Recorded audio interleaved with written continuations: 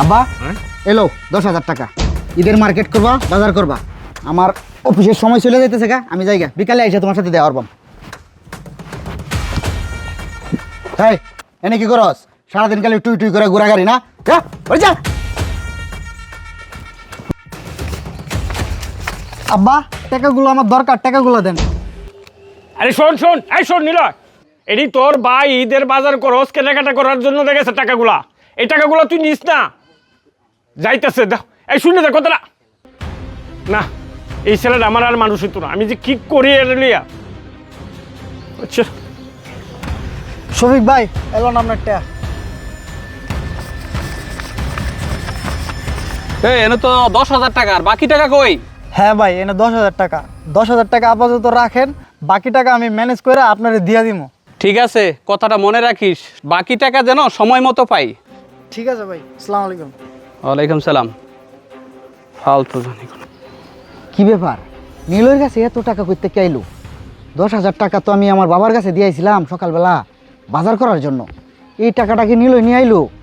না, যাই বাবার কাছে জিগাই বিষয়টা কি। আব্বা, হ্যাঁ, তোমার যে সকালবেলা 10,000 টাকা দিয়ে গেছিলাম বাজার করার জন্য, বাজার কি তুমি করছো? না বাবা, বাজার আমি করতে পারছি না। বাজার করো নাই মানে? কেন বাজার করো নাই কেন?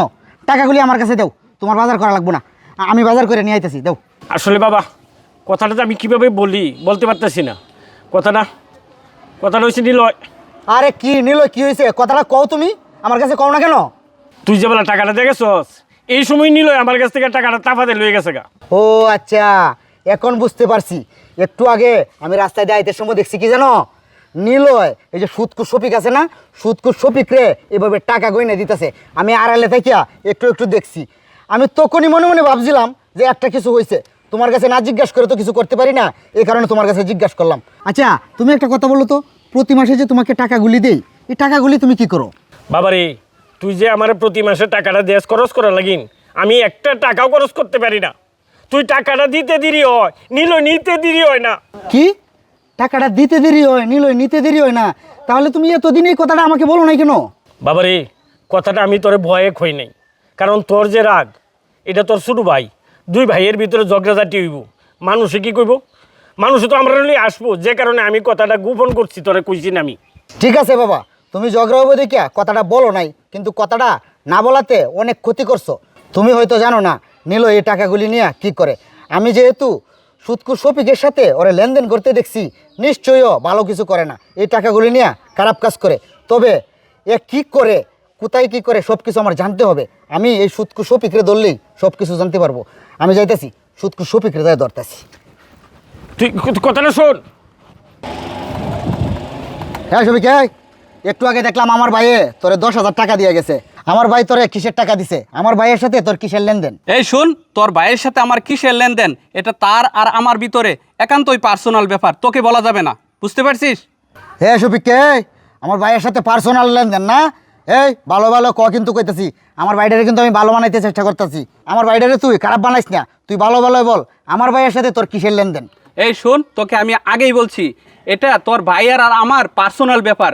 আমি তোকে এই ব্যাপারে আর একটা কথাও বলবো না, তুই যা পারিস তাই কর। তুই এখন শর্ত এখান থেকে, আমার সামনে থেকে। আমি যা পারি তাই করতাম না? ঠিক আছে, আমার ভাইয়ের যদি কোনো সমস্যা হয়, আমার ভাইটা যদি খারাপ পথে যায়, তো তোরে আমি ধরবাম। তোর খবর আছে, আমি পরে আয় দেখতাছি তোরে। খারাপ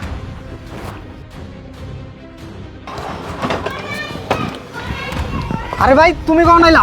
এই এই তুই মাসে মাসে আমি বাইরে যে টেহাড়ি দিই, এই টেহাড়ি বলি তুই সবগুলি নিয়ে যাস? হ্যাঁ, আর এই গাড়িটা করতে কেন চস? গাড়িটা নিশ্চয়ই কোনো তো চুরি করে আনছে গাড়িটা। রাখ। ভাই হ্যাঁ, আমি গাড়ি চুরি করে আনি নাই। আব্বা তুমি তো ভালো করে জানো ভাইয়া প্রতিদিন হাইটা হাইটা অফিসে যায়, এই জন্য ভাইয়ার অফিসে যাইতে অনেক লেট হয়। তাই ভাইয়ার বস ভাইয়ার প্রতিদিন গালাগালি করে, এটা আমি শুনছি।